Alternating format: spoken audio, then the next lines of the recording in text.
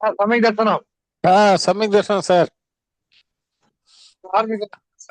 சரிங்க sir. Okay.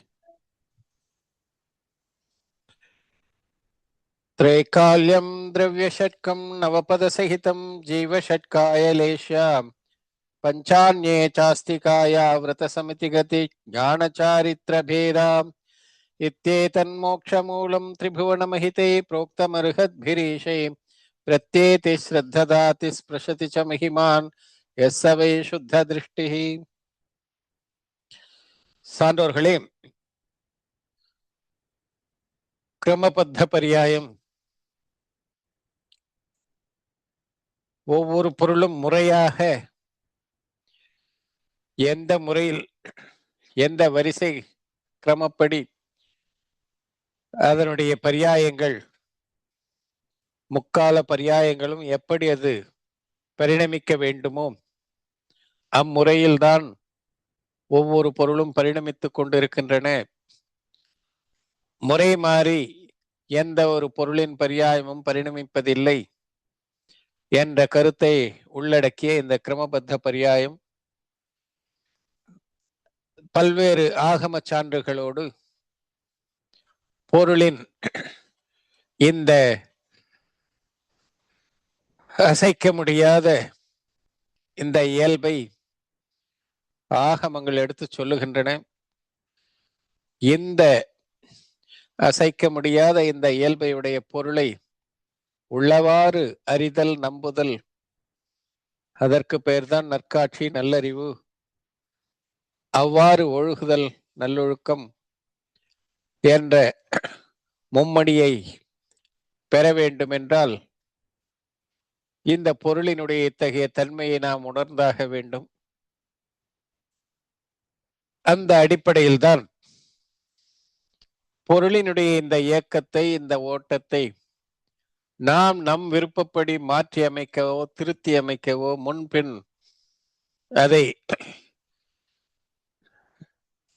எந்த வகையிலும் ஒரு கணம் கூட அதனுடைய ஓட்டத்தை, அதனுடைய இயக்கத்தை நாம் தடுத்து நிறுத்தவோ இயலாது என்பதையெல்லாம் பார்த்து வந்தோம். ஆக பொருள் ஓட்டத்தில், பொருள் இயக்கத்தில் தலையிட முடியாது, புறப்பொருள் இயக்கத்திலும் தலையிட முடியாது. நம்முடைய பொருளினுடைய இயக்கம் எப்படி இயங்க வேண்டுமோ, எப்படி மாற வேண்டுமோ அது அம்முறையில் மாறிக்கொண்டிருக்கும் என்பதை கூறி, அப்படி என்றால் நாம் எதுவும் செய்ய முடியாதா?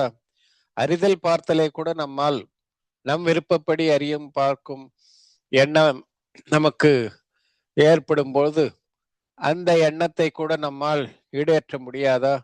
எதை பார்க்க வேண்டும், எதை அறிய வேண்டும் என்பதை கூட நாம் நிர்ணயிக்க முடியாதா? எல்லாமே வாலறிவன் பார்த்தது போல்தான் நிகழுமா என்றெல்லாம் பல்வேறு சந்தேகங்கள் கேட்டு அதற்கு உரிய பதிலை எல்லாம் கூட அளித்தார்கள்.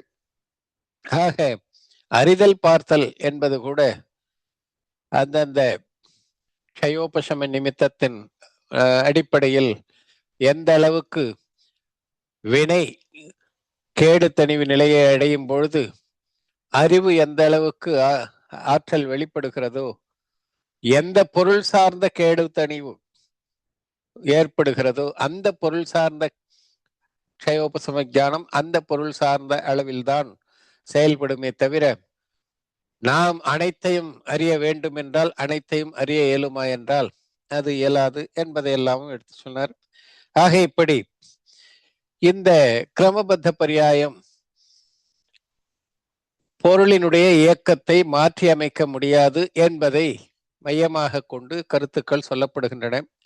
அப்படி என்றால் இது நியத்தவாதம், ஏகாந்தவாதம் ஆகிவிடும். மாற்ற முடியாது என்றால் அது முற்றிலுமாக ஏகாந்தமாகிவிடுமே என்ற கேள்வி கேட்கப்பட்டது. இது ஏகாந்தம் என்றால் ஏகாந்தம் இரண்டு விதம், மித்யா ஏகாந்தம், சம்யக் ஏகாந்தம். இந்த கருத்து சம்யக் ஏகாந்தமாகும், இது மித்யா ஏகாந்தம் அல்ல. அநேகாந்தமும் சம்யக் ஏகாந்தம், அநேகாந்தம், மித்யா அநேகாந்தம் என்று இருவகை. அதே போல இந்த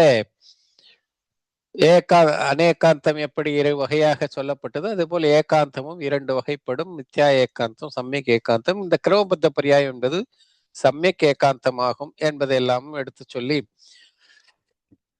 எதுவுமே சமண சமய கொள்கைப்படி முற்றிலும் ஏகாந்தம் எதுவும் இல்லை, முற்றிலும் அநேகாந்தம் எதுவும் இல்லை. இதெல்லாம் நாம அநேகாந்தம் சாத்வாதம் பாடத்திலையும் படிச்சிருக்கிறோம்.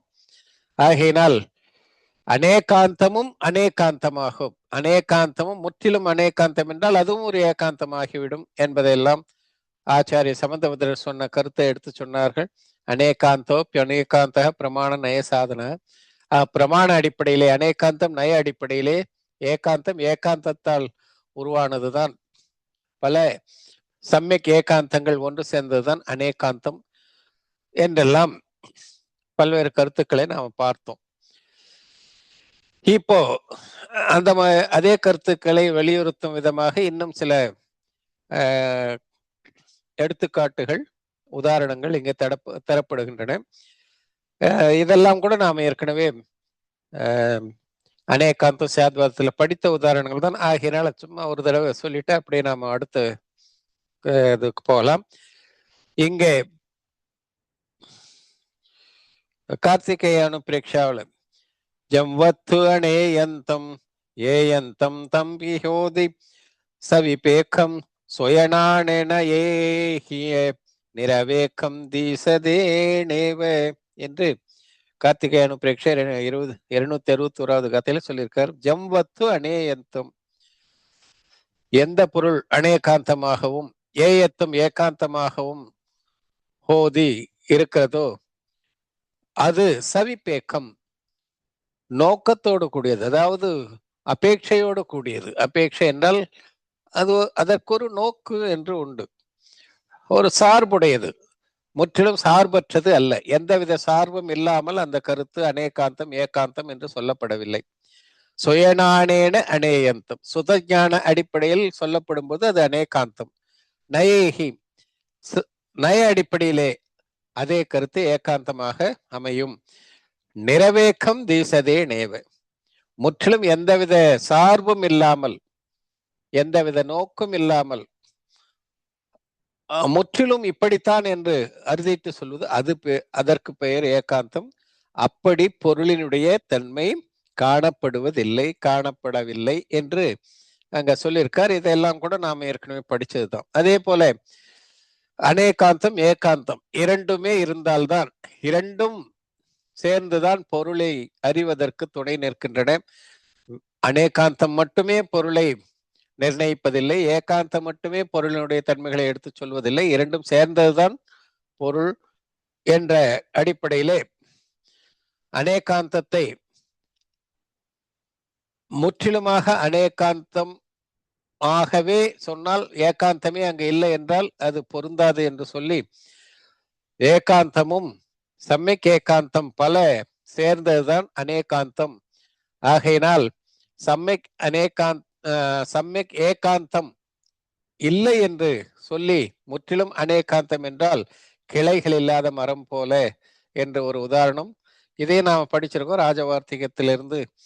கலங்க தேவர் எழுதிய ராஜவார்த்திகம் தத்துவார்த்தருடைய உரை நூல், அதிலிருந்து எடுத்து சொல்லப்பட்டது. ஆகையினால கிளைகள் இல்லாத எப்படி மரம் இருக்காது, அது போல சம்யக் ஏகாந்தங்கள் இல்லாமல் அநேகாந்தம் இருக்காது. அதே போல வெறும் அநேகாந்தம் என்றால் அதிலே ஏகாந்தம் என்ற நயங்கள் கண்டிப்பாக இருக்கும். அதே போல வெறும் ஏகாந்தம் மட்டுமே பொருளினுடைய தன்மை என்றால் ஏகாந்தத்திற்கு ஒரு தர்மத்தை சொல்லக்கூடிய ஏகாந்தம் அதற்கு மாறான இன்னொரு தர்மத்தையும் உடன் சேர்த்துதான் சொல்ல முடியுமே தவிர, ஒரு தர்மத்தை மட்டுமே எடுத்து சொல்லக்கூடிய ஏகாந்தத்தை வைத்தால் இன்னொரு தர்மம் இல்லை என்று ஆகிவிடும். அதாவது அநேகாந்தமே இல்லை என்று சொன்னால் நித்தியமானது பொருள் என்ற ஏகாந்த நய அடிப்படையில் சொல்லப்படுகின்ற கருத்து அனித்தியமானது என்பதை ஏற்கவில்லை என்றால் அப்பொழுது நித்தியமும் இல்லை, அனித்தியமும் இல்லை, பொருளே இல்லை என்ற அந்த நிலை ஏற்பட்டுவிடும். ஆகையினால் முற்றிலுமாக ஏகாந்தத்தை மட்டும் ஏற்றாலும் அங்கே பொருள் இருக்காது. முற்றிலும் அநேகாந்தம் என்று பொருள் அநேகாந்த வடிவானது என்று கூறினால் அங்கும் அது ஏற்புடையதாக அமையாது. ஆகையினால் முற்றிலும் அநேகாந்தம் என்றால் ஏகாந்தமே ஏகாந்தத்தை மறுத்தால் கிளைகள் இல்லாத மரம் என்று சொன்னார். அதே போல அநேகாந்தத்தை மறுத்து வெறும் ஏகாந்தம் தான் ஏகாந்த வடிவானது பொருள் என்றால் அப்பொழுது ஒரு தர்மத்தை மட்டும் ஏற்கிறோம், அதற்கு மாறான மற்றொரு தர்மத்தை ஏற்கவில்லை என்றால் அந்த தர்மம் இல்லாத போது இந்த தர்மமும் இருக்க இயலாது. ஆகையினால் பொருள் முற்றிலும் ஏகாந்த வடிவானதும் அல்ல, முற்றிலும் அநேகாந்த வடிவானதும் அல்ல, சம்யக் ஏகாந்தங்கள் எல்லாம் சேர்ந்ததுதான் அப்படிப்பட்ட அநேகாந்த வடிவுதான் பொருள் என்பதெல்லாம் கூட நாம் ஏற்கனவே அதுவும் படிச்சிருக்கிறோம். அநேகாந்தம் சாத்வாத வகுப்புல சொல்லியிருக்காங்க. ஆகையினால இதையெல்லாம் வைத்துக்கொண்டு நாம் கிரமபத்த பரியாயமும் சம்யக் ஏகாந்தம் இது முற்றிலும் ஏகாந்தம் மித்யா ஏகாந்தம் என்று முடிவு செய்து விடக்கூடாது. இது சம்யக் ஏகாந்தம். எனவே இதுவும் அநேகாந்தத்திற்கு எதிரானது அல்ல என்பதை நாம் புரிந்து கொள்ள வேண்டும். ஆக எந்த விதத்திலும் இந்த கிரமபத்த பரியாயம் என்று சொல்லக்கூடிய இந்த கொள்கை சம்யக் ஏகாந்தமாக இருப்பதால் இது அநேகாந்தத்திற்கு எந்த விதத்திலும் எதிரானது அல்ல, அநேகாந்தத்தை முழுமை செய்வதுதான் என்பதை எல்லாமும் இங்க எடுத்து சொல்லியிருக்கார். ஆக ஒரு செயல் நடைபெற வேண்டும் என்றால் ஒரு மாற்றம், ஒரு பரிணமிப்பு பொருளிலே ஒரு பரிணமிப்பு நடைபெறுகிறது என்றால் அங்கே 5 விதமான காரணங்களும் கண்டிப்பாக இருக்கும் என்பது ஏற்கனவே 5 சமவாயங்கள் அதுதான் சொல்றோம். 5 காரணங்கள் கண்டிப்பாக இருக்கும். அதுல இதுவும் ஒன்று என்பதை நாம் அறிந்து கொள்ள வேண்டும். நய அடிப்படையிலே நாம் கருத்துக்களை சொல்லும் பொழுது எந்த கருத்தை நாம் முன் மொழிகின்றோமோ அந்த கருத்துக்கு அங்கே பழிச்சிடப்படும். மற்ற கருத்துக்கள் அங்கு மறுக்கப்படுகிறது என்பதாக அதுக்கு அர்த்தம், பொருள் அல்ல. அதைதான் நாம் புரிந்து கொள்வதில்லை. அதனால சில நேரத்துல என்ன எடுத்து இது ஏகாந்தம், இது இப்படி, அது அப்படிலாம் பேசுறோம். உண்மையிலேயே அப்படி கிடையாது. எந்த கருத்து முன்னிலைப்படுத்தப்பட்டு நய நோக்கிலே எந்த கருத்து சொல்லப்படுகிறதோ அப்பொழுது அந்த கருத்தை விளக்க வேண்டி, அந்த கருத்தை உறுதி செய்ய வேண்டி கருத்துக்கள் எடுத்து சொல்லப்படுகின்றன. ஆனால் அதே நேரத்தில் மற்ற நயநோக்கால் சொல்லப்படுகின்ற கருத்துக்களை அங்கே மறுக்கிறார்கள் என்று அதற்கு ஒருபோதும் பொருள் கிடையாது. விவகார நயத்தை எடுத்து சொல்கிறோம் என்றால் நிச்சய நயம் மறுக்கப்பட்டு விட்டது என்று பொருள் அல்ல. நிச்சய நயத்தை பேசும்பொழுது விவகார நயம் முற்றிலும் மறுக்கப்பட்டு விட்டது என்று அதற்கு பொருள் அல்ல. ஆகையினால இப்பொழுது நாம் இதை பேசுகின்றோம், அவ்வளவுதான். ஆகையினால மற்ற கருத்துக்களை மறுப்பதற்கோ இல்லை என்று சொல்வதோ அப்படி சொல்லுகின்ற ஒரு கொள்கை சமண சமயத்திற்கு இல்லை என்பதை நாம் புரிந்து கொள்ள வேண்டும். சமண சமயம் அந்த மாற்று கருத்தை மறுக்கவில்லை, இப்பொழுது அந்த கருத்தை பேசவில்லை, அவ்வளவுதான். அதை தான் நாம புரிந்து கொள்ளணும். அதுபோல கிரமபத்த பரியாயம் என்று பேசும் பொழுது பரியாயங்கள் எல்லாம் வரிசை முறையில் செயல்படுகின்றன என்ற கருத்து முன்மொழியப்படுகின்றது. அப்போ அதை எடுத்து பேசும்பொழுது அங்கே புருஷார்த்தம் என்று சொல்லக்கூடிய முயற்சி இருக்கிறதா இல்லையா, காலலப்தி இருக்கிறதா இல்லையா, தகுதி என்பது இருக்கிறதா இல்லையா, நிமித்தம் இருக்கிறதா இல்லையா, இப்படிப்பட்ட காரணங்கள் அங்கே பேசப்படவில்லை.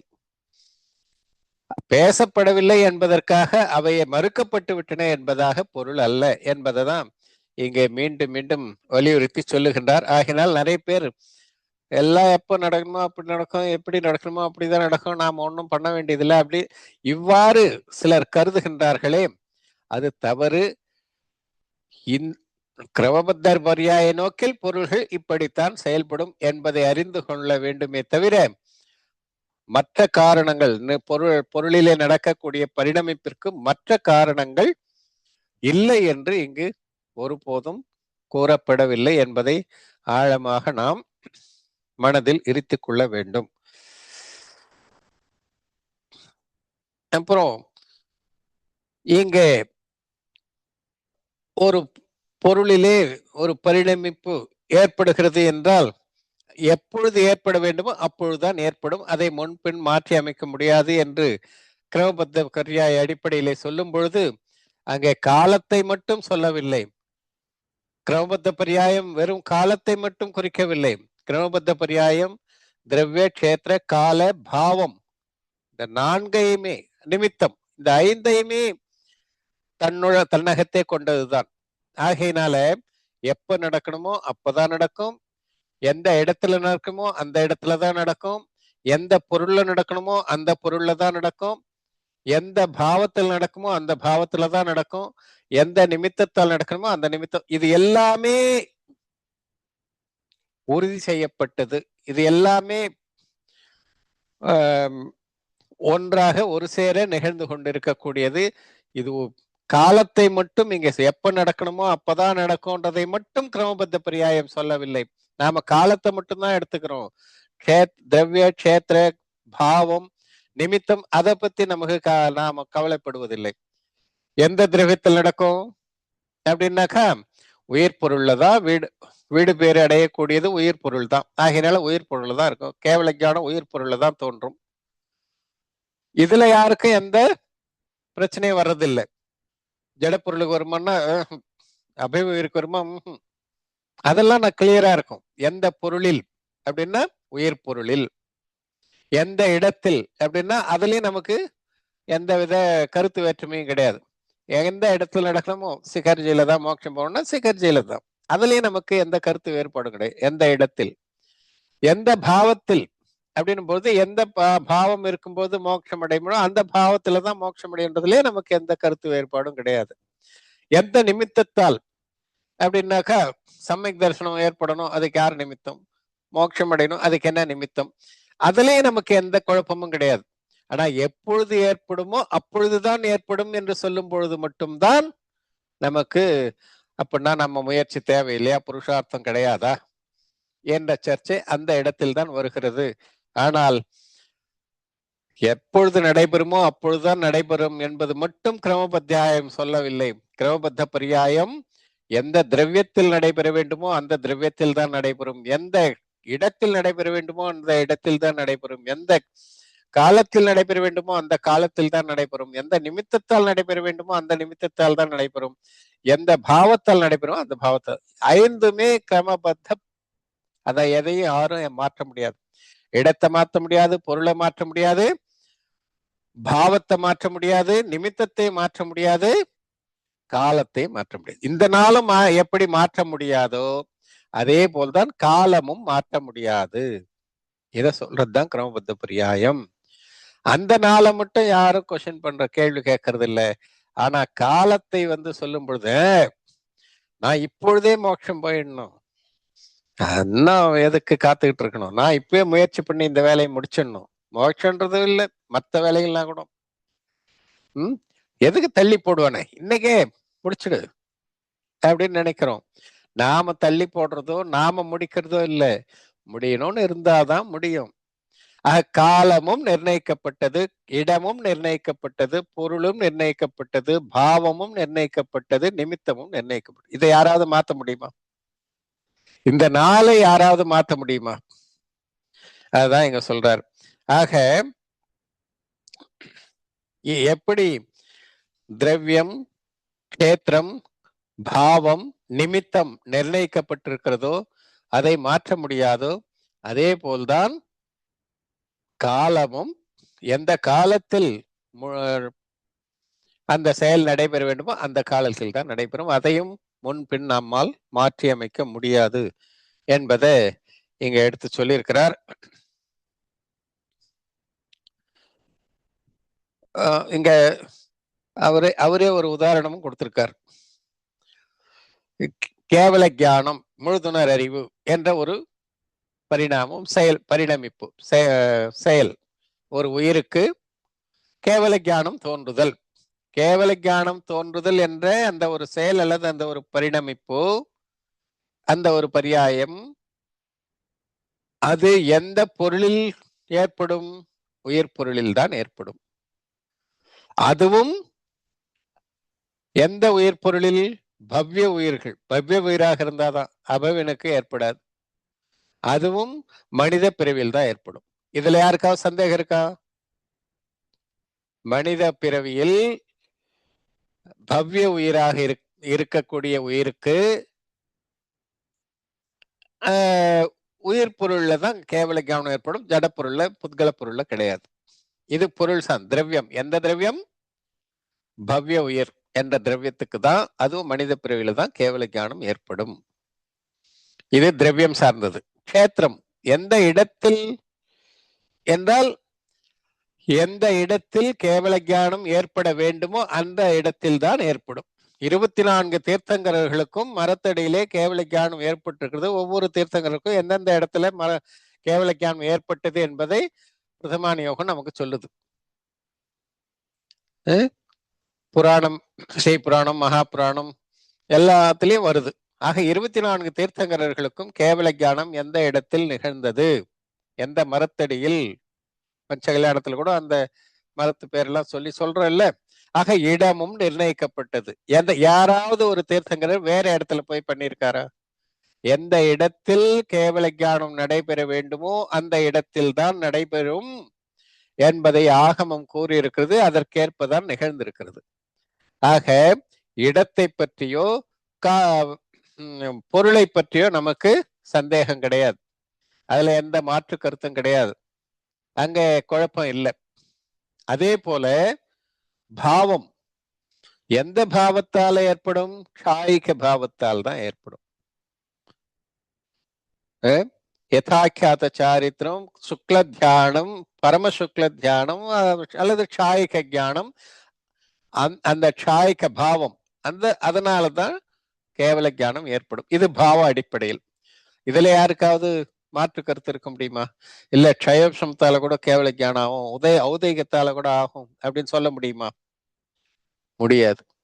ஆகையினால எந்த பாவத்தால் கேவல ஞானம் ஆகுமோ அந்த க்ஷாயிக பாவம் அது பாவ அடிப்படையில் சொல்லப்பட்டது. எந்த முறையில் அப்படின்னாக்கா சபக ஸ்ரேணி முறையில், சபக ஸ்ரேணி ஏறுகின்ற உயிருக்குதான் கேவல ஞானம் ஏற்படுமே தவிர உபசம ஸ்ரேணி ஏறுகின்ற உயிருக்கு கேவல ஞானம் ஏற்படாது.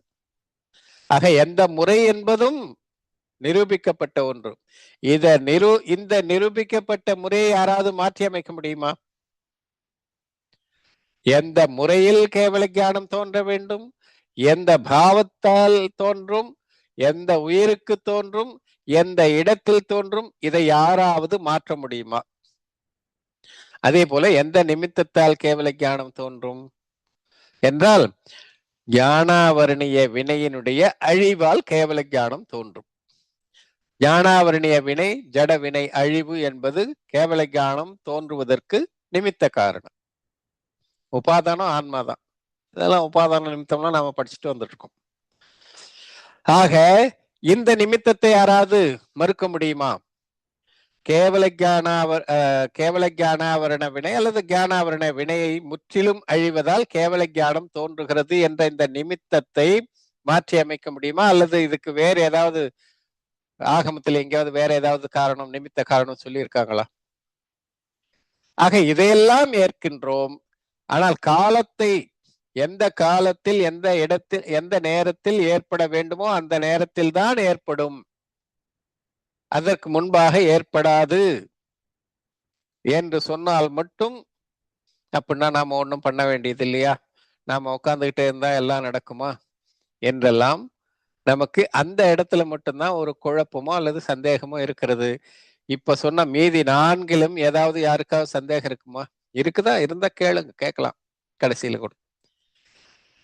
ஆக உயிர் பொருளுக்கு தான் கேவல ஞானம், பவ்ய உயிருக்கு தான் கேவல ஞானம் ஏற்படும். எந்த இடத்தில் கேவல ஞானம் ஏற்பட வேண்டும் அந்த இடத்தில் தான் ஏற்படும். எந்த பாவத்தில் ஏற்பட வேண்டுமோ க்ஷாயிக பாவத்தில் அப்பொழுதுதான் கேவல ஞானம் ஏற்படும், மற்ற பாவத்துல கேவல ஞானம் ஏற்படாது. அதே போல ஞானாவரணிய கேவல ஞானாவரணம் அல்லது ஞானாவரணிய வினை அழிவால் தான் கேவல ஞானம் ஏற்படும். அந்த வினை அழிவு என்பது நிமித்தம். எந்த முறையில் ஏற்படும்? ஷபக ஸ்ரேணி ஏறுகின்ற அந்த முறையில் யதாக்கியாத சாரித்திரம், பரமசுக்ல தியானம் வழியாக இந்த முறையிலே ஏதாவது மாற்றத்தை செய்ய முடியுமா? இல்ல நான் உபசம ஸ்ரேணி ஏறிய கேவல ஞானத்தை அடைந்துருவேன் யாராவது சொல்ல முடியுமா?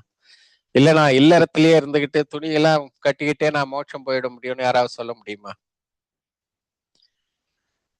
இல்ல இல்ல, மனித கதையில்னா விலங்குகதையில இருந்து கூட நான் போவேன். முயற்சி பண்ணேன்னா எனக்கு விலங்குகதையில இருந்தே மோட்சம் கிடைக்கும். இது உயிருடைய வீடு பெற்று கேவல ஞானத்துக்கு மட்டும் இது அல்ல, அனைத்து செயல்களுக்குமே இது பொருந்தும். எந்த பட்டாசு எங்க வெடிக்கணும், எப்ப வெடிக்கணும்? தீபாவளிக்கு வெடிக்கிறாங்கல்ல, இல்ல புத்தாண்டு வருது வெடிக்க போறாங்கல்ல, எது எந்த இடத்தில் எந்த நேரத்தில் யார் நிமித்தமாக வெடிக்கணுமோ அப்பதான் வெடிக்கும். பட்டாசுல எல்லா செயலும், புத்கல செயல், ஜட செயலாக இருந்தாலும் சரி, சேத்தன உயிராக இருந்தாலும் சரி, 6 பொருள்களில் இருக்கக்கூடிய அனைத்து செயல்களுமே அப்படித்தான். நமக்கு மற்ற செயல்களை பத்தி எல்லாம் நமக்கு தேவையில்லை. அது அப்பிரயோஜன பூத்தம், பிரயோஜனம் கிடையாது. அதை பத்தி தெரிஞ்சுக்க வேண்டிய அவசியம் கிடையாது. நமக்கு தெரிஞ்சுக்க வேண்டியது நாம் எப்படி துன்பத்திலிருந்து விடுபட்டு வீடு பெற்று அடைவது, அதுதான் நமக்கு தேவை. அந்த தேவை கருதி உதாரணங்கள் அதற்கேற்ப நாம சொல்றோம். ஆனால் ஒவ்வொரு பொருளுமே அப்பதான். பொருள் எப்ப ஐஸ் ஆகணுமோ அப்பதான் ஐஸ் ஆகும். 0 டிகிரி வெப்பநிலையில தானே ஐஸ் கட்டி ஆகும் தண்ணீர். அதுக்கு இல்ல, நான் 10 டிகிரி வெப்பத்திலேயே கூட ஐஸ் ஆக்கி காட்டுவேன், அப்படி எல்லாம் பண்ண முடியுமா? ஆக எந்த இடத்தில், எந்த காலத்தில், எந்த தட்பவெட்ப நிலையில் அது நடைபெறணுமோ அப்பதான் நடைபெறும். எந்த நிமித்தத்தால். ஆக எல்லாமே, தண்ணீர் ஐஸ் ஆவறதும், ஐஸ் தண்ணீர் ஆவறதும் எல்லாமே, எந்த ஒரு செயலாக இருந்தாலும் அது அனைத்துமே திரவிய கஷேத்திர கால பாவ நிமித்த அடிப்படையில் அமையும். அது அந்த அனைத்துமே முறையாக ஆட்டோமேட்டிக்கா நடைபெறக்கூடிய ஒன்றாகும். அதை யாரும் மாற்றி அமைக்க முடியாது. இதைத்தான் நாம் தெரிந்து கொள்ள வேண்டும். இதற்காக தான் இந்த அளவுக்கு நமக்கு இந்த எக்ஸசைஸ்னு சொல்லிக்கலாம். ஆக இந்த பயிற்சி அதற்காகத்தான்.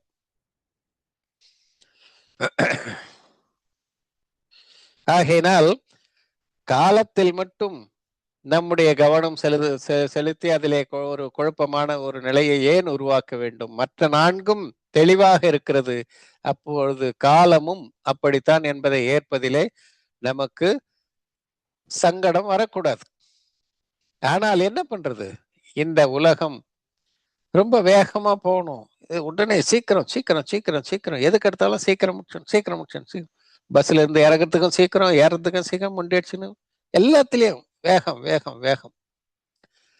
அதான் இங்க சொல்றாரு, இந்த வேகம், இந்த படபடப்பு, இந்த பரபரப்பு, இது தர்மத்திற்கு ஏற்புடையது அல்ல. அமைதியாக அமர்ந்து கொண்டு நிதானமாக நான் யார் சொல்லியிருப்பார் சாகார தர்மாவனத்துல, பிராமே முகூர்த்த உத்தாய விருத்த பஞ்ச நமஸ்கிருதி கோகம் கோமம தர்மக்கும் விரதம் சேத்தி பராமரிஷத். அதிகாலையில் துயில் எழுந்து அமைதியாக அமர்ந்து, பிராமே முகூர்த்த உத்தாய், பிரம்ம முகூர்த்தத்துல எழுந்து என்ன பண்ணணும்? விருத்த பஞ்ச நமஸ்கிருதி, நமஸ்கிருதி நமஸ்கார மந்திரம், பஞ்ச நமஸ்கார மந்திரத்தை 9 முறை பண்ணுங்க, மனதுல சொல்லிக்குங்க. அதன் பிறகு ஐயோ எழுந்த உடனே சொல்லாமா, பல் தேய்க்காம, இது பண்ணாம அது பண்ணாம பஞ்சமந்திரம் சொல்றதுக்கு எந்த அபவித்ர பவித்ரோவா சுஸ்திதோ துஸ்திதோபிவா தியாயேத் பஞ்ச நமஸ்காரம் சர்வபாவை பிரமுச்சத்தை. தோயனாயினும் அல்லனாயினும் சுக்கியாயினும் வருது இல்ல.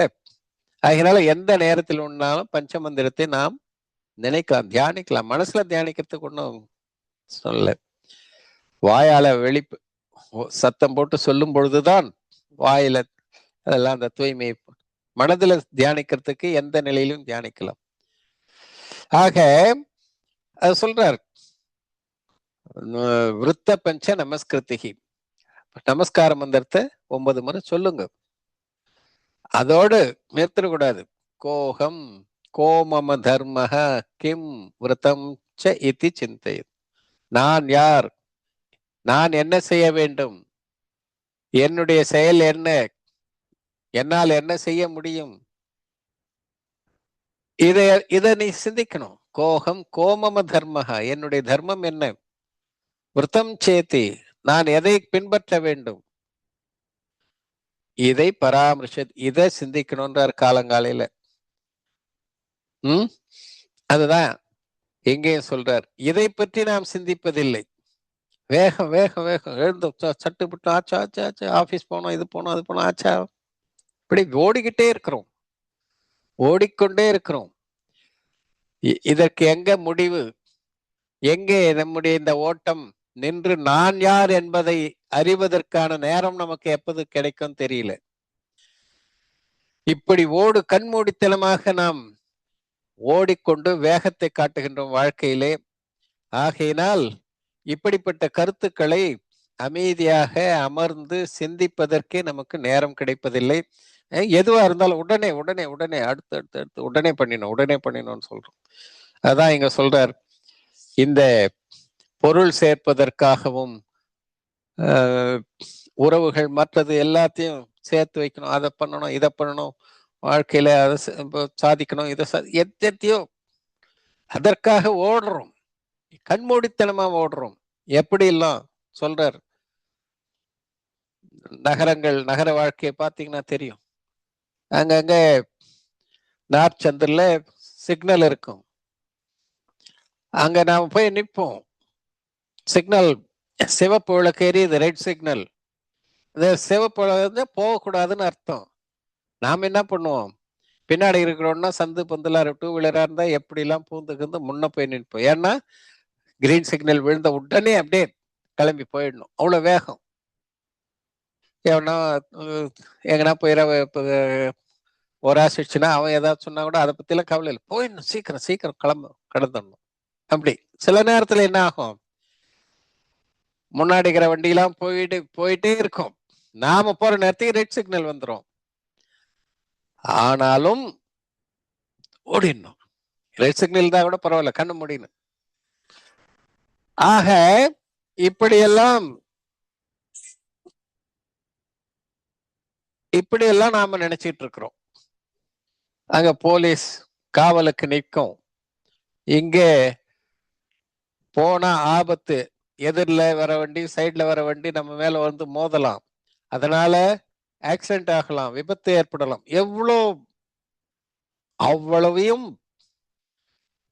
அவ்வளவு எல்லாம் இருக்குதுன்னு தெரியும் நமக்கு. எதிரில் வண்டி வந்துட்டுனா நம்ம ஃபால்ட்டு தான், ஏன்னா நாம தான் ரெட் சிக்னல்ல போறோம். அட ஓடிடலாம், அது வர்றதுக்குள்ள நம்ம போயிடலாம் அப்படின்னு நினைக்கிறோம். திடீர்னு வண்டி ஸ்டார்ட் ஆகல, ஏதாவது ஒண்ணு பாதியில் நின்று போச்சுன்னா என்ன ஆகும்? ஆக அந்த விபத்து நடக்குமே, உயிரை பத்தி எதை பத்தி வேகம் வேகம் வேகம், எதை எடுத்தாலும் வேகம். அப்படி இந்த வேகத்திலே நாம் இது பொருளினுடைய கோகம் கோமம தர்மக்கிம் இதை பத்திலாம் சிந்திக்கிறதுக்கு நமக்கு நேரமே இருக்கிறது இல்லை.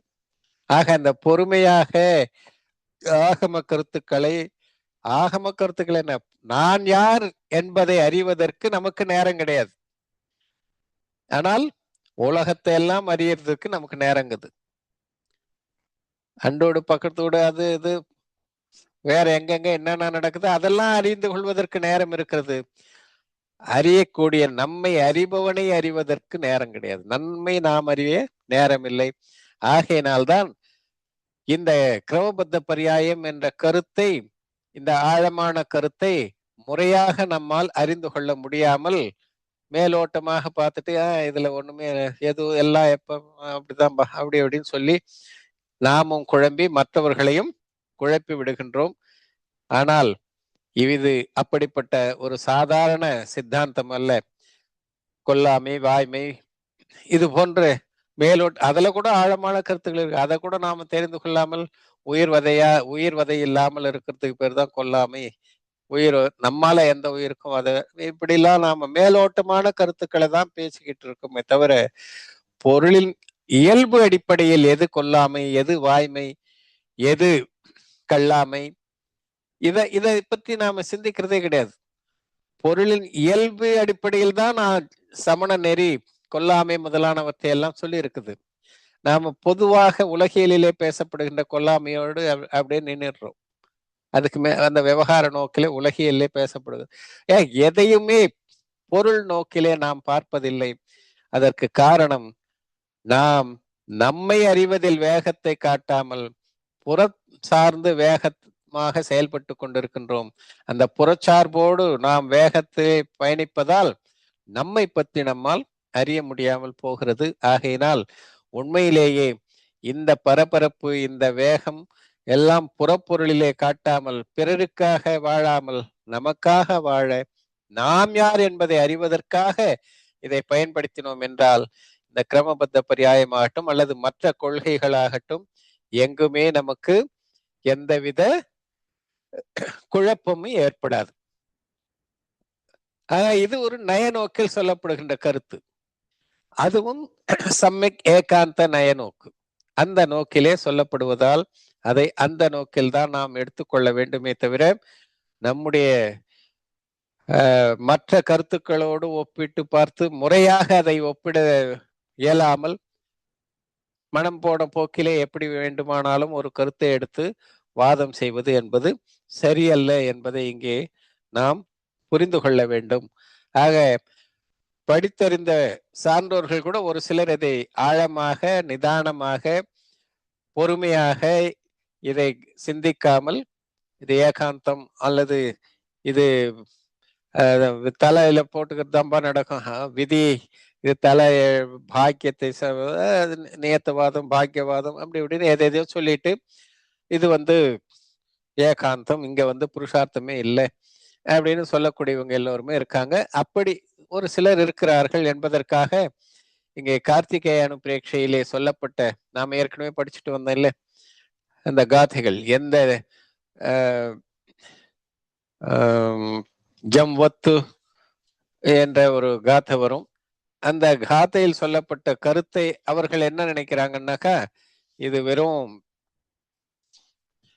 கிரகித்த மித்யாத்வத்தை போக்குவதற்காக சொல்லப்பட்ட கருத்து என்பதாக படித்தறிந்தவர்கள் கூட ஒரு சிலர் சொல்றாங்க. ஜம் ஜஸ்ஸ ஜம்மி தேசே ஜேன விகானேன ஜம்மி காலம். எந்த பொருள் எந்த இடத்தில், எந்த காலத்தில், எந்த நேரத்தில், எந்த விதிமுறைப்படி, எந்த நிமித்தத்தால் நடைபெறுமோ அதை இந்திரர்களாலோ அல்லது ஜினேந்திரர்களாலோ மாற்ற முடியாது அப்படின்ற அந்த கருத்து நாம பலமுறை படிச்சிருக்கோம்.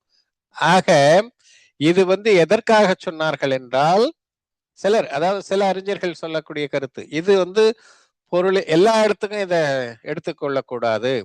இது கிரகித்த மித்யாத்துவத்தை போக்குவதற்காக. அதாவது கிரகித்த மித்யாத்துவத்தை போகணும்னாக்க எதுக்காக? அதாவது சில பேர் நினைக்கிறாங்க இல்லையா, நம்ம கஷ்டம் வந்துட்டாக எந்த தெய்வத்தை ஒன்னாலும் கும்பிட்டு கஷ்டத்தை அவங்க கிட்ட சொல்லி நம்ம கஷ்டத்தை அவங்க போக்குவாங்கன்னு நினைக்கிறோமே. தேவி தேவதைகள் என்னென்னமோ நிறைய இப்பதான் தெய்வங்கள் உருவாகிட்டே இருக்கு புதுசு புதுசா. ஆக இப்படி உருவாகி அப்படிப்பட்ட அந்த கிரகித்த மித்யாத்துவத்திலே போய் நாம் சென்று விடக்கூடாது என்பதற்காக சொல்லப்பட்ட கருத்து இது. எது எப்ப நடக்கணுமோ அப்பதான்பா நடக்கும். நீ போய் ஆத்திர ரௌத்ரம் பட்டு வேகப்பட்டு நீ இப்ப இதெல்லாம் நடக்கணும், இதெல்லாம் நடக்கக்கூடாது அப்படிலாம் நினைச்சுன்னா அதெல்லாம் நடக்காது. ஏனென்றால் அது சொல்லியிருக்காங்க பாரு, எது எந்த இடத்துல, எந்த பொருள்ல, எந்த காலத்துல, எந்த நேரத்துல, எந்த நிமித்தத்தில் நடக்கணுமோ அது அப்பதான் நடக்கும். அதை யாரும் மாத்த முடியாது. இந்திரனே நினைச்சாலும் மாத்த முடியாது, பகவானே நினைச்சாலும் மாத்த முடியாது. நீ போய் எதுக்கு தேவி தேவதைக்கு முன்னாடி நின்றுகிட்டு யாசகம் பண்ணிக்கிட்டு, ஐயோ எனக்கு இந்த மாதிரி கஷ்டம் வந்துட்டு உனக்கு கண்ணு இல்லையா தாயே, நீ தான் என்னை காப்பாத்தணும் என்றெல்லாம் நீ தெய்வங்கள் முன்பு நின்று நீ இறைஞ்சுகிறாயே, இந்த இறைஞ்சுதல் கிரகித்த மித்யாத்துவம், இதை விட்டுவிடு, தீதும் நன்றும் பிறர் தர வாரா என்பதை சொல்வதற்காகத்தான் இந்த கருத்து. இதை நீங்க கிரமபத்த பரியாயத்துக்கெல்லாம் பொருத்தி பார்க்க கூடாதுன்னு ஒரு சிலர் சொல்கிறார்கள். ஆனால் உண்மை அப்படி அல்ல. இது எல்லா இடத்திற்கும் பொதுவான கருத்து தான். இது அனைத்து இடத்திற்கும் பொருந்தக்கூடிய கருத்து தான். அப்படின்னாக்க திரவிய, கஷேத்திர, கால, பாவம் இது எல்லாத்தையும் சொல்லி விளக்க வேண்டிய அவசியம் இருந்திருக்காது. சித்தாந்தாச்சாரிய பண்டிதர் கைலாஷ் சாஸ்திரி வாராணசி, அவரு இப்ப இல்லை, அப்ப இருந்தார். அவரும் இந்த காதைக்கு பொருள் சொல்லும் பொழுது இது எல்லா இடத்திற்கும் பொருந்தது, பொருளினுடைய இயல்புக்கும் பொருந்தக்கூடியதுதான். வெறும் மித்யாத்துவத்திற்காக மட்டும் அதை சொல்லவில்லை, அனைத்திற்கும் இது பொருந்தும் என்ற அடிப்படையிலே அவர் சொல்லியிருக்கிறார். அதே போல பகவான் சொன்ன கருத்து என்ன சொல்லியிருக்கிறார்? ஒவ்வொரு பொருளிலும் ஒவ்வொரு சமயமும் பூர்வ பரியாயம் அழிகிறது, அதற்கு அடுத்த பரியாயம் தோன்றுகிறது. இந்த பூர்வ பரியாயத்துடைய அழிவுதான் அடுத்து வர பரியாயத்துடைய தோன்றுதல். அடுத்து வரக்கூடிய பரியாயத்துடைய தோன்றுதலுக்கு பூர்வ பரியாயம் உபாதான காரணம்.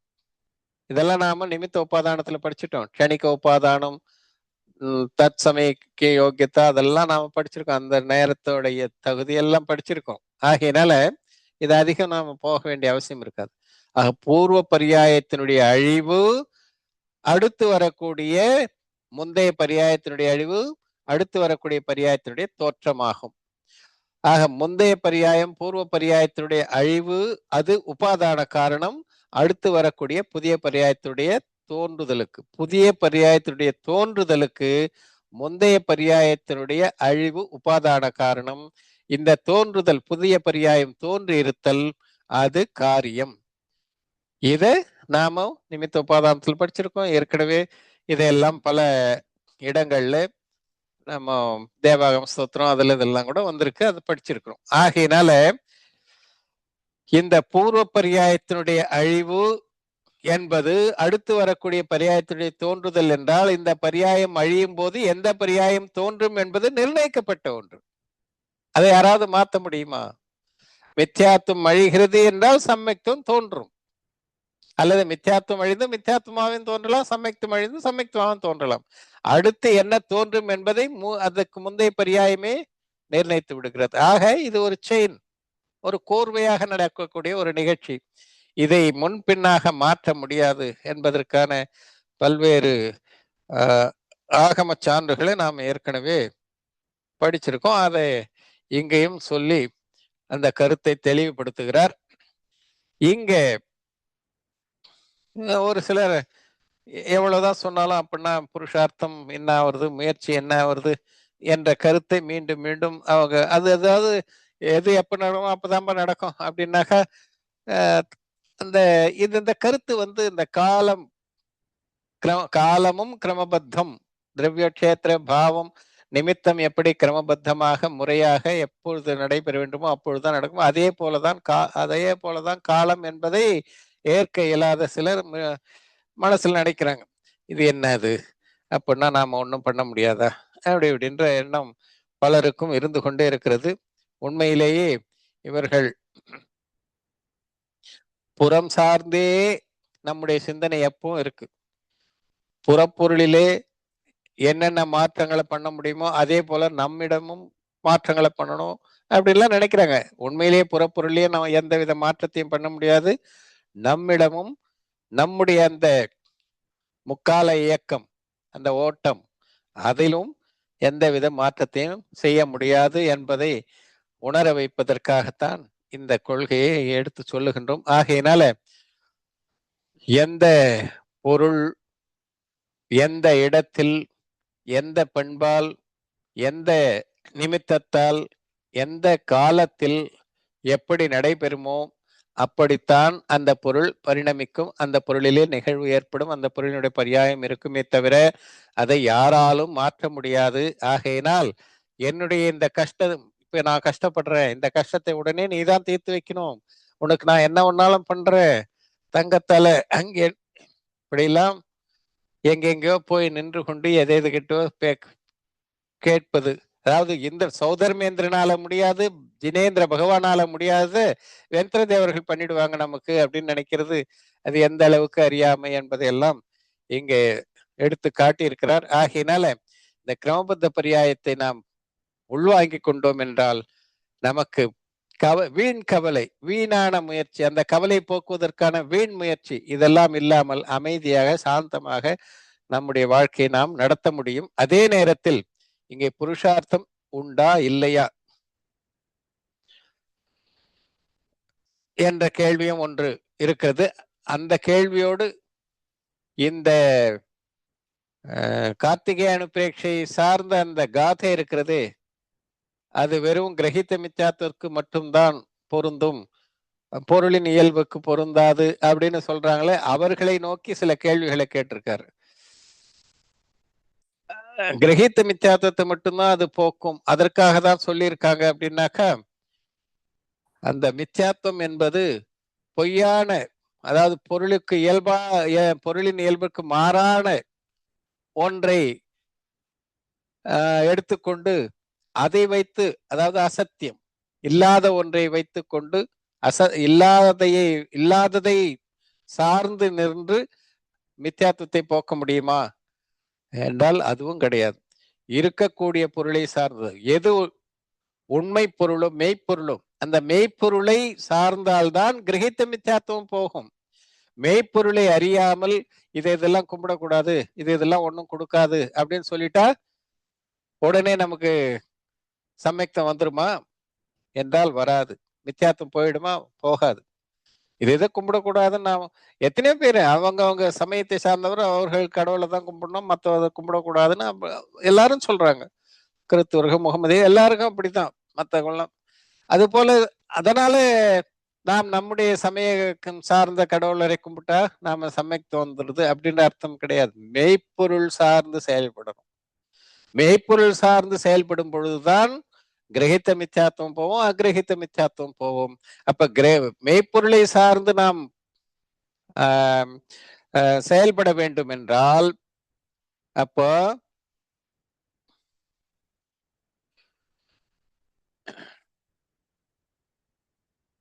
மெய்ப்பொருள்னா என்னன்னு தெரிந்து கொள்ள வேண்டும். மெய்ப்பொருள் இயல்பை தெரிந்து கொள்ள வேண்டும். அந்த இயல்பை தெரிந்து கொள்ளாமல் எப்படி நமக்கு மித்யாத்துவம் போகும்? ஆகையினால மெய்ப்பொருளை எப்படி இருக்கிறது என்பதை எடுத்து காட்டுகிறது இந்த கார்த்திகேய அனுப்பிரேட்சை கருத்துக்கள் என்பதை இங்க சொல்றார். அதே நேரத்துல புருஷார்த்தம்னா என்ன? ஒவ்வொரு சமயம் நாம் முன் சொன்னது போல ஒவ்வொரு சமயமும் ஒவ்வொரு பரிணமிப்பும் ஒவ்வொரு பரியாயமும் புருஷார்த்தத்தோடு சேர்ந்தேதான் இருக்கிறது. நாம் 2 நாளைக்கு பின்னாடி நடக்கக்கூடியதை இன்றே நடத்திட்டா அதுக்கு பேர் புருஷார்த்தம் அப்படின்னாக்கா, அப்போ இன்று நடக்கக்கூடிய மற்ற செயல்கள்லாம் புருஷார்த்தம் இல்லாத நடக்குதா அப்படின்ற ஒரு கேள்வியும் கேட்கிறார். 2 நாள் கழித்து நடக்கக்கூடிய ஒரு செயலை நாம் இன்றே நடத்திவிட வேண்டும் என்று அதற்காக முயற்சி செய்கிறோம் என்றால், அப்ப மற்றதெல்லாம் நாளை நடக்கக்கூடிய செயல்கள் அதற்கு புருஷார்த்தம் இல்லாத தானா வந்துருமா?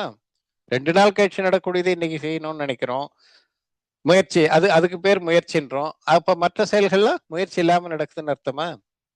ஆகையினால அப்படி எதுவுமே கிடையாது. ஒவ்வொரு செயலுமே முயற்சியோடு கூடிதான் நடைபெறுகிறது. எந்த ஒரு செயலும் முயற்சி இல்லாமல் நடைபெறுவது இல்லை என்பதை நாம் புரிந்து கொள்ள வேண்டும்.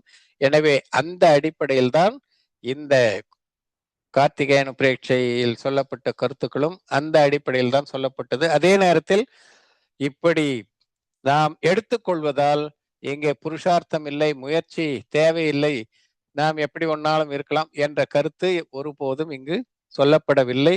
அதற்கு இங்கே ஒரு எடுத்துக்காட்டாக பகவதி தாஸ்ஜி என்று சொல்லக்கூடிய பையா பகவதி தாஸ், ஏற்கனவே அவருடைய பாடெல்லாம் படிச்சிருக்கோம். அவர் சொல்லியிருக்கிற கருத்தை இங்க சொல்றார். ஜோ ஜோ தேகே வீதராகனே சோ சோ ஹோசி வீராரே அனஹோனி ஹோசி நஹி क्यों காஹே ஹோத் அதீராரே. ஜோ ஜோ தேகி வீத்தராகனே, வீத்தராக பகவான் எதையெல்லாம் பார்த்தாரோ, எதையெல்லாம் அனைத்தையும் பார்த்தார். அவர் என்னென்ன பார்த்தாரோ, எப்படி எப்படி பார்த்தாரோ, சோ சோ ஹோசி அப்படித்தான் எதிர்காலத்திலும் அப்படித்தான், கடந்த காலமும் அப்படித்தான், நிகழ்காலமும் அப்படித்தான் நடைபெறுமே தவிர அதிலே எந்த மாற்றமும் இல்லை. அனஹோனி ஹோசி நஹி க்யோஹி, அதற்கு மாறாக எதுவுமே நடக்காது. ஐயோ இப்படி ஆயிட்டா என்ன வருது, அப்படி ஆயிட்டா என்ன வருது, இந்த பதற்றம் இருக்கே, ஐயோ இப்படி ஆயிடக்கூடாது, நல்ல முறையிலே இது ஆயிடணும், இது நல்ல முறையே ஆயிடணும். எது நடக்கணுமோ அதான் நடக்கும். நீ பதற்றப்படுறதாலேயோ பதறதாலேயோ வேதனைப்படுறதாலேயோ கைய காலை உதச்சுக்கிறதாலேயோ நடக்கக்கூடாது எதுவுமே நடக்காது. நடக்க வேண்டியதுதான் நடக்கும். எது நடக்கணுமோ அதுதான் நடக்கும். நடக்க வேண்டியதை உன்னால் மாற்றி நடத்தி காட்ட முடியாது. ஆக அனகோனி ஹோசி நகி கியோகி. ஆக நடக்க கூடாத எதுவுமே நடக்காது. காகே ஹோத்து அதீர. ஏன் நீ படபடப்பு? உனக்கு ஏன் வேகம்? ஏன் எதுக்காக? நிம்மதியா இரு, எது நடக்கணுமோ அதான் நடக்கும் அப்படின்னு சொல்றதோட நிக்காமல் தூசம்ஹாரி பௌருஷ பல அப்புனோ சுக அனந்த தோத் ஹீராரே என்று சொல்லி புருஷார்த்தத்தையும் செய்யணும்னு சொல்லியிருக்காரு. தூசம்ஹாரி பௌருஷ பல அப்புனோ, நீ உன்னுடைய புருஷார்த்தத்தை செய், உன்னுடைய ஆற்றலை வெளிப்படுத்து, முயற்சி செய். சுக அனந்த, அப்படி செய்தினால் உனக்கு அனந்த சுகம் கிடைக்கும். எது நடக்கணுமோ அது நடக்கும். நீ அதை புறத்திலே என்ன நடக்குது அதை பத்தி இப்ப சிந்திக்க, அதை விட்டுடு. அது என்ன நடக்கணுமோ அதான் நடக்கும். பையன் படிக்கணும்னா படிப்பான், இது நடக்கணும்னா நடக்கும், கல்யாணம் ஆகணும்னா அதை பத்தி கவலைப்படாது. உன்னிடத்திலே அனந்த ஆற்றல் இருக்கிறது. நீ அந்த அனந்த ஆற்றலை உன்னுடைய புருஷார்த்தத்தால் வெளிப்படுத்துன்னு அங்கேயும் சொல்லியிருக்கார். அதனால புருஷார்த்தம் இல்லாத ஒரு ஒன்று இந்த கிரமபத்த பரியாயம் புருஷார்த்தத்தை வேண்டாம் என்று சொல்கிறது என்று தவறாக புரிந்து கொள்ளக்கூடாது அப்படின்றதுக்கு இங்க சில எடுத்துக்காட்டுகளை சொல்லியிருக்காரு. ஆகையினால எப்ப நடக்கணுமோ அப்ப நடக்கும். அதே நேரத்தில் ஒரு காரியம் நடக்க வேண்டும் என்றால் அதற்கு 5 காரணங்கள். அந்த 5 காரணங்களும் ஒவ்வொரு காரியத்துக்கும் பொருந்தியே நிற்கும். ஆகையினால நமக்கு அந்த படபடப்பு, வேகம் இதெல்லாம் எதுவுமே தேவையில்லை. நிம்மதியாக நம்மை நாம் அறிந்து கொள்வதிலே முயற்சி செய்தால், அதிலே ஈடுபட்டால், அதற்கான புருஷார்த்தத்தை செய்தால் கண்டிப்பாக அதிலே வெற்றி அடைவோம். ஆகினால புருஷார்த்தம் பண்ணாம உட்கார்ந்துட்டு இருக்கணும் அப்படின்ற எந்தவித நோக்கமோ அப்படிப்பட்ட ஒரு கொள்கையோ இங்கே இதிலே இல்லை என்பதை நாம் தெரிந்து கொள்ளணும். அதற்கு இன்னும் ஒரு சான்றாக பண்டிதர் தோடர்மல் அவர்கள் மோட்சமார்க பிரகாசகத்திலே சொல்லியிருக்கக்கூடிய ஒரு கருத்தை இங்க எடுத்து காட்டுகின்றார். ஆக அது என்ன சொல்றார் பாருங்க. இதோ இந்த கருத்தோட இன்றைய வகுப்பு முடிச்சுக்கலாம். என்ன சொல்றாரு? மோட்ச மார்க்கத்தில் முயற்சி தேவையா இல்லையா என்ற அடிப்படையில் எழுந்த ஒரு கேள்வி இங்க சொல்றார். மோட்சத்தை அடைவதற்கான வழி காலலப்தி. எப்போ காலலப்தி வருமோ, எப்போ மோட்சம் அடையணுமோ அப்பதானே அடைய முடியும். பவித்தவியம் என்று சொல்லக்கூடிய எந்த உயிருக்கு எந்த தகுதி, என்ன தகுதி இருக்கோ அந்த தகுதிக்கு ஏற்ப எந்த நேரத்தில் அது மோட்சத்தை அடையணுமோ அந்த நேரத்தில் தான் இருக்கு. ஆக ஒரு உயிருக்கு தகுதியும் இருக்கணும், அதுக்குண்டான நேரம் காலமும் வரணும். 5 காரணத்துல 2 சொல்லிட்டார். ஆக அடையணும்னு இருந்தா அந்த உயிருக்கு அடையும், எப்ப அடையணும்னு இருக்கோ அப்பதான் அடையும். அதே அல்லது இன்னும் ஒரு 2 காரணம் சொல்றார். மோகனிய வினை உபசமம் முதலானவற்றால் மோகனிய வினை உபசமம் இல்லைன்னாலும் அந்த உயிரால சமயத்தை அடைய முடியாது, மோட்சத்தை அடைய முடியாது. ஆக மோட்சத்தை அடையணும்னா மோக வினைய உபசமம் க்ஷயம் அதெல்லாம் உபசமாதின்ட்டார். ஆக ஆதினா எல்லாம் அது உபசமாயி க்ஷயமாகணும், அப்பதான் மோட்சம் கிடைக்கும்.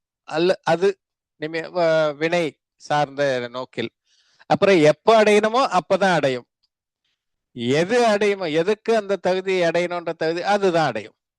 ஆக எது அடையுமோ, எதற்கு அடையக்கூடிய தகுதி இருக்குதோ அந்த உயிர் தான் அடையும். எப்போ அடையணுமோ அப்பதான் அடையும். வினை அழிவு ஏற்படும் பொழுதுதான் அடையும். இப்படி சொல்லி அப்போ இது இது பிக்ஸ்டு, இதை எதுவும் மாற்ற முடியாது.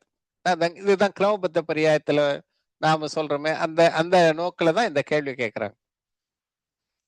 காலலப்தி எப்ப அடையணுமோ அப்பதான் அடையும். எந்த உயிருக்கு அடையணும்னு இருக்கோ அந்த உயிருக்கு தான் மோட்சம் ஏற்படும்.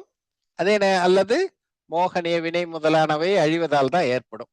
அப்புறம் நாம எதுக்கு ட்ரை பண்ணி கிடப்பானே என்பதுதான் இங்கு நாம எதற்காக முயற்சி பண்ணணும் அப்படின்றது தான் இப்போ கேட்கக்கூடிய கேள்வி. எதுக்கு முயற்சி பண்ணணும் அப்படின்னாக்கா சொல்றார்,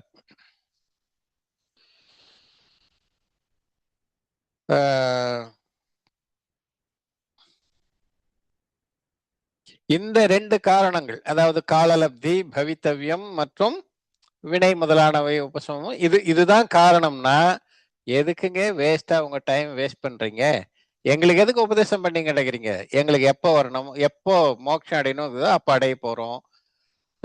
எந்த நாங்க பவ்ய உயிர்னாக எந்த நேரத்துல நாங்க அடையணும்னு இருக்கோ அந்த நேரம், அதே நேரத்துல எந்த தகுதியில அடையணுமோ அந்த தகுதியில நாம அடைஞ்சிட்டு போறோம். எந்த ஆண் பிறவி எடுத்து எப்படி போகணுமோ அப்படி போயிட்டு போறோம். வினை எல்லாம் அழியும் போது நாங்க போய்கிறோம். அதெல்லாம் எப்ப நடக்கணுமோ அப்ப நடக்க போகுது. நீங்க எதுக்கு தர்மத்தை உபதேசம் பண்ணி நீ இதை பண்ணு அதை பண்ணுன்னு எதுக்கு சொல்லி கிடக்குறீங்க? எதுக்கு உபதேசம் கொடுக்குற அப்படின்னு சீடன் கேள்வி இது. புருஷார்த்தத்தால மோட்சம் கிடைக்குது அப்படின்னாக அங்கே ஒரு கேள்வி. எல்லா உயிரும் தர்மத்தை கேக்குது. ஆனா தர்மத்தை கேட்கிற அத்தனை உயிரும் நீ இதை பண்ணு அதை பண்ணுன்னு சொல்லி தர்மத்தை சொல்லாலும் எல்லா உயிரும் அந்த உபதேசத்தை கேட்டு சரியான பாதையிலே சென்று மோட்சத்தை அடைய மாட்டேங்குது. அதுக்கு என்ன காரணம்? எல்லா விதத்திலையும் செக் வச்சிட்டோம் சீடன். மோட்சம் அடையணும்னா காலலப்தி, எந்த உயிருக்கு தகுதி இருக்கோ அதுதான் அடையும். வினை அழிவால தான் அடையும். புருஷார்த்தத்தால அடையும்னாக்கா உபதேசம் பண்றீங்க, எல்லா உயிரும் ஏன் புருஷார்த்தம் பண்ண மாட்டேங்குது? இப்படியும் மடக்கிட்டான் அப்படியும் மடக்கிட்டான். ஆக முயற்சி, இத அறவுரை ஆற்றணும் எல்லாம் பண்ணணும்னு எவ்வளவு அறவுரையெல்லாம் சொல்றாங்க, எல்லாம் பண்றாங்க. அதை கேட்டு முயற்சி ஏன் செய்வதில்லை உயிர்? சில உயிர் முயற்சி பண்ணுது, மற்ற உயிர் முயற்சி பண்ணல. ஆக முயற்சி பண்ணலன்னா அப்ப அதுக்கு என்ன காரணம்? இப்படி எல்லாம் 2 விதத்திலுமே கேள்வியை கேட்டு, ஒண்ணு முயற்சி தேவையா தேவையில்லையா என்பதையும் கேட்கிறான். அதே நேரத்தில் உபதேசம் கேட்டும் முயற்சி பண்ணலையே அப்ப என்ன காரணம்? அப்ப அது காலலப்தி, அப்புறம் அது இதுதானா? இப்படி எல்லா இடத்திலும் 4 வகையிலையும் கேள்வியை கேட்டு சிக்க வச்சுட்டோம். இப்ப அதுக்கு பதில் சொல்ல போறாரு. என்ன பதில் சொல்றாரு பாருங்க. ஒரு செயல் நடைபெறுவதற்கு எந்த ஒரு பரிணமிப்பாக இருந்தாலும், எந்த ஒரு பரியாயமாக இருந்தாலும், எந்த ஒரு காரியமாக இருந்தாலும், எந்த ஒரு செயலாக இருந்தாலும் அது நடைபெற வேண்டும் என்றால் அதற்கு பல காரணங்கள் தேவை. ஒரே காரணத்துல ஒரு செயல் நடப்பதில்லை. ஒவ்வொரு செயலுக்கும் பல காரணங்கள் உண்டு. மோட்சம் அடைய வேண்டும் என்ற வீடு பேரு என்ற ஒரு செயல், ஒரு காரியம், அந்த காரியத்திற்கும் நீ சொன்ன அனைத்து காரணங்களும் தேவை. அந்த ஒரு காரணம் மட்டுமல்ல, 3 காரணம் சொன்னார். அந்த 3 காரணமுமே கண்டிப்பாக இருக்கும். வீடு பேர் அடையக்கூடிய ஒவ்வொரு உயிருக்கும் வீடு பேரு என்ற நிகழ்வுக்கு காலலப்தி, பவித்தவ்யம், வினை அழிவு, புருஷார்த்தம் எல்லாமே இருக்கும். எதுவுமே இல்லாம இருக்காது. எல்லா காரணங்களும் அங்கே இருக்கும். ஒரு காரணம் இருக்கும், மற்ற காரணம் இருக்காதுன்னு கிடையாது. இங்கதான் நாம குழம்பிடுறோம். ஒரு காரணம் மட்டும்தான், மற்ற காரணங்களை நாம மறுக்கிறோம். அப்படி கிடையாது. எல்லா காரணங்களும் காலலப்தி இருக்கும். எப்ப நடக்கணுமோ அப்பதான் நடக்கும். எந்த தகுதியில எந்த உயிருக்கு நடக்குமோ அப்பதான் எல்லாமே அங்கே இருக்கும். இது ஒன்று மட்டும் இல்லை. ஒன்றை எடுத்து சொல்லும் பொழுது இதை அந்த நோக்கிலே அந்த கருத்து சொல்லப்படுது தவிர அப்ப மற்றதை இல்லைன்னு மறுக்கவில்லை. அதுதான் நாங்க இங்க புரிந்து கொள்வதற்காக இதை சொல்றாரு. ஆகையினால எல்லா காரணங்களுமே அங்கே இருக்கும். அதுல இப்ப விளக்கம் சொல்றாரு. முன்ன சொன்ன 3 காரணம், அதுல 2 காலலப்தி, இந்த ஹோனகர், அதாவது யாருக்கு அது எப்போ இந்த ஏற்படணுமோ அப்போ ஏற்படும்ன்றது அது ஒரு பெரிய விஷயம் கிடையாது. எந்த காலத்துல அந்த செயல் நடக்கிறதோ அதுக்கு பேர் தான் காலலப்தி. என்ன செயல் நடக்கணுமோ அதுக்கு பேர் தான் ஹோனகர் அல்லது பவித்தவியம். ஆக என்ன செயல், வீடு பேரு என்ற செயல் எந்த காலம் எந்த காலத்துல இருந்தாலும் அதான் அது காலலப்தி. ஆக காலலப்தி இந்த செயல் இது ஒரு பெரிய விஷயம் கிடையாது. எது நடந்தது அது நடந்தது, எப்ப நடந்தது அப்ப நடந்தது. இது 2ம் நிகழ்ந்த நிகழ்ச்சிக்கு பிறகு சொல்லக்கூடியது. ஆக அது வலிமையான காரணம் என்று அதை சொல்றதுக்கு இல்லை. அந்த காரணம் இருக்கும், ஆனால் அது வலியது என்று சொல்வதற்கு இல்லை. அதே போல வினை உபசமமாவது, அழிவது, இதெல்லாம் கூட இது புத்கலத்தினுடைய சக்தி, வினையினுடைய சக்தி, ஆற்றல். அத ஆன்மா எதுவும் பண்ண முடியாது. புத்கல பொருள்ல உள்ள நுழைஞ்சி இப்படி பண்ணு அப்படி பண்ணுன்னு ஆன்மா எதுவும் பண்றது இல்ல. அது ஆட்டோமேட்டிக்கா நடக்கிற ஒன்று. ஆக இது எல்லாம், இதற்கெல்லாம் ஆன்மா எதுவும் கிடையாது. ஆன்மா காலத்தை தோற்றுவிக்க முடியாது. ஆன்மா வினைய போய் புத்கல வினையை அழிக்கணும்னு அதுல உள்புகுந்து எதையும் செய்ய முடியாது. அப்போ ஆன்மா செய்யக்கூடிய ஒரே ஒரு செயல் புருஷார்த்தம், முயற்சி. அதுதான் ஆன்மா முயன்றால், முயற்சி செய்தால் எல்லாம் தானா அமைஞ்சுப்போம். மற்றதெல்லாம் ஆட்டோமேட்டிக்கா நடக்கும். இது செய்ய வேண்டியது புருஷார்த்தம். இது கண்ட்ரோல்ல, இதனுடைய எல்லைக்குள்ள இருக்கிறது இது ஒண்ணுதான். மீது எதுவும் இதனுடைய எல்லைக்குள்ள, இதனுடைய கட்டுப்பாட்டுல கிடையாது. இது முயன்றால் தானாக, முயற்சி செய்தால் வெற்றி நிச்சயம். இது முயன்றால் கிடைக்கும். ஆக இது செய்ய வேண்டியது முயற்சி, புருஷார்த்தம் தான். மீதி எல்லாம் ஆட்டோமேட்டிக்கா வந்து அமையும். அதுதான் இங்க சொல்றார். ஆகையினால உபதேசம் அதுக்குதான் கொடுக்கப்படுகிறது. நீ முயன்றால் நீ வீடு பேறு அடையலாம். நீ எப்பொழுது முயற்சி மேற்கொள்கிறாயோ அப்பொழுதே காலலப்தியும் வந்து நிற்கும். அப்பொழுதே அந்த செயலும் நடந்துவிடும். அப்பொழுதே வினையும் அழிந்துவிடும். என்னென்ன நடக்கணுமோ அதெல்லாம் ஆட்டோமேட்டிக்கா நடக்கும். நீ முயற்சி பண்ணணும். ஐஏஎஸ் ஆபீசர் ஆகணும். நீ முயன்றுனா ஐஏஎஸ் ஆபீசர் ஆயிடலாம். எனக்கு எங்க ஆபீஸ், யாரு கூட வருவான், யாரு டிரைவரு, யாரு பாடிகார்டு, அதெல்லாம் நீ கவலையப்படாத. அது ஆட்டோமேட்டிக்கா எல்லாம் நடக்கும். ஆக உன்னுடைய முயற்சி தான் தேவை. அந்த தகுதி நீ முயற்சி செய்து படித்தினா நீ ஆகலாம். ஐஏஎஸ் ஆகலாம், கலெக்டர் ஆகலாம், அல்லது வேற எதுவா இருந்தாலும். மற்றதெல்லாம் ஆட்டோமேட்டிக்கா வரும். எனக்கு கார் கொடுப்பாங்களா, கொடுக்க மாட்டாங்களா, எனக்கு டிரைவர் கொடுப்பாங்களா, கொடுக்க மாட்டாங்களா, எனக்கு ஆபீஸ் கொடுப்பாங்களா, கொடுக்க மாட்டாங்களா, என் ஆபீஸ்ல வேலை செய்யறவங்க எல்லாம் இருப்பாங்களா, இருக்க மாட்டாங்களா, பியூன் சல்யூட்டட், இதெல்லாம் நீ எதிர்பார்க்க வேண்டிய அவசியமே கிடையாது. நீ செய்ய வேண்டிய ஒன்றே ஒன்று, உன்னுடைய திறமையை வளர்த்து ஐஏஎஸ் ஆக்கி தேர்ச்சி பெற்று விட்டா தானா அதெல்லாம் ஓடி வரும் உன்னை தேடி. அதே போலதான் இங்கேயும் இந்த காலலப்தி அது எல்லாம் இருக்கும். அந்த செயல் நடைபெறும் பொழுது இதெல்லாம் இல்லைன்னு கிடையாது, அதுவும் இருக்கும், கண்டிப்பாக இருக்கும். ஆனால் அதை நீ ஒன்னும் போய் தேட முடியாது. நீ ஐஏஎஸ் படிக்காம எனக்கு ஆபீஸ் வேணும், பியூன் வேணும்னா எப்படி முடியும்? ஆனா நீ ஆயிட்டா கண்டிப்பா கிடைக்கும். அதே போல்தான் நீ இங்கே முயற்சி செய்தால் காலலப்தியம் இருக்கும், நிமித்தமும் இருக்கும், மற்றது எல்லாம் என்னென்ன அமையணுமோ எல்லாம் அமையும். ஆகையினால்தான் உபதேசம் புருஷார்த்தம் செய், முயற்சி செய், உன்னில் ஆழ்வதற்கான முயற்சியிலே ஈடுபடு, உன்னை அறிந்து கொள்வதற்கான முயற்சியிலே ஈடுபடு, ஆன்மாவின் இயல்பை அறிவாயதற்கான முயற்சியில் ஈடுபடு என்று உபதேசம் அதுக்குதான் கொடுப்பாங்க. ஆகையினால் இதைதான் சொல்றார் அவரும். ஆக பல காரணங்கள் இருக்கும். ஆனால் நீ எந்த காரணத்தை உன்னால் செய்ய முடியுமோ அந்த காரணத்தை தான் நீ செய்ய முடியும். உன்னால் இயலாத காரணங்கள், அதுல போய் நீ எதையும் தலையை நீட்ட முடியாது, அதுல மூக்க நுழைக்க முடியாது.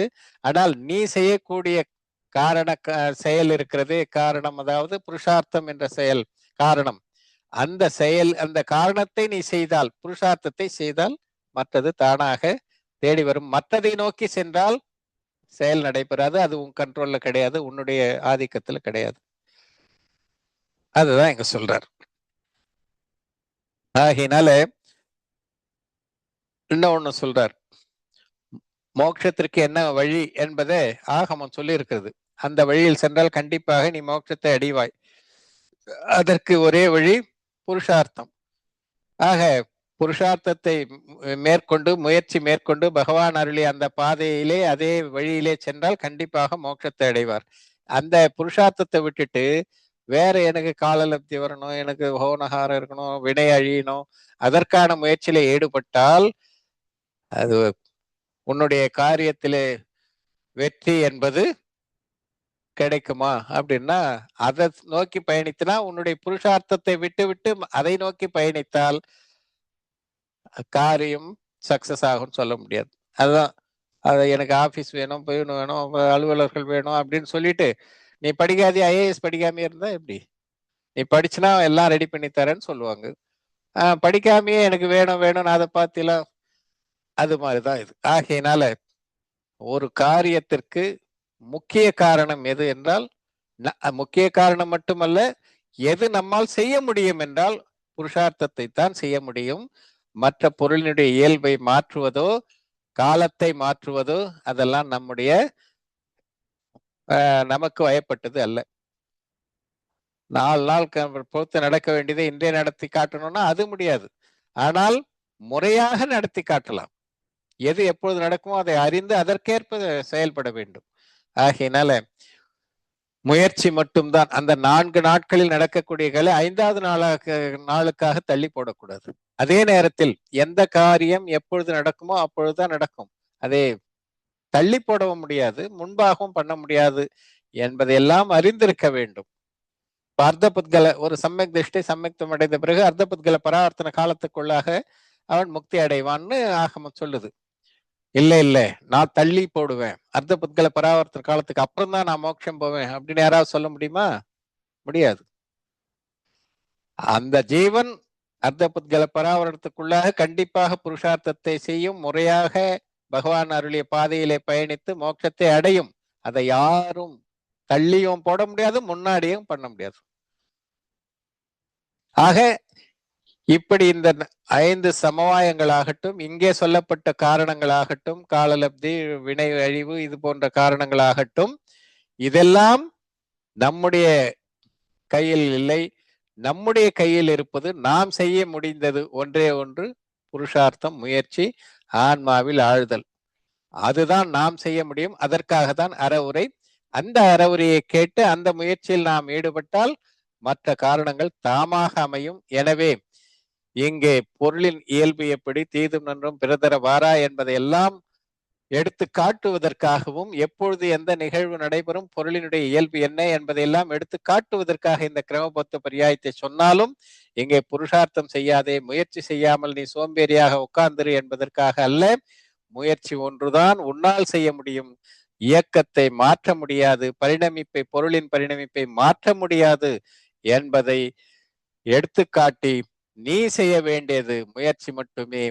காரியம் சரியான பாதையிலே முயன்று செய்தால் அதற்குண்டான வெற்றி நிச்சயம் என்பதை எடுத்துக்காட்டி, அப்படிப்பட்ட புருஷார்த்தத்தோடு கூடி பொருளின் இயல்பை உணர்ந்து சரியான பாதையில் பயணித்து நாம் எல்லாம் பிறவா பேரன்பு நிலை அடைவோமாக என்று கூறி இன்றைய வகுப்பை இதோடு நிறைவு செய்கின்றேன்.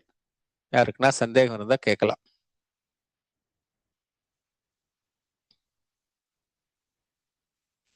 டவுட் இருந்தா ஹேண்ட் ரைஸ் பண்ணுங்க. இன்னைக்கு ஜினவாணி பாகுபலி தான் ஹோஸ்ட். சமயக் தர்ஷன் ஆமாங்க ஜி, அவங்க வெளில போயிருக்காங்க. சொல்லிட்டாரு.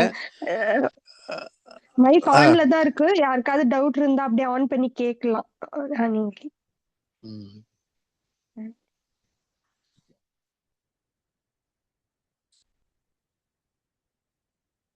யாருக்கும் டவுட் இல்லைன்னு நினைக்கிறேன். ஓகே, முடிச்சிடலாம். மங்கள வாழ்த்து.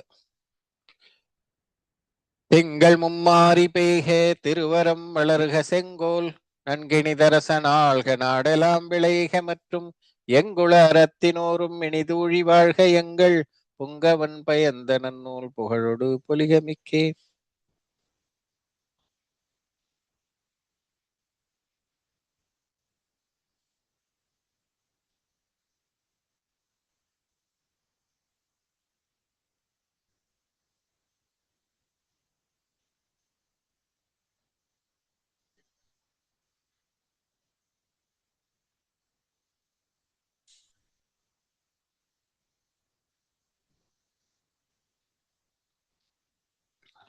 அனைவருக்கும் வணக்கம். சமயக் தர்ஷன். Thank you G. சமயக் தர்ஷன் ஜி.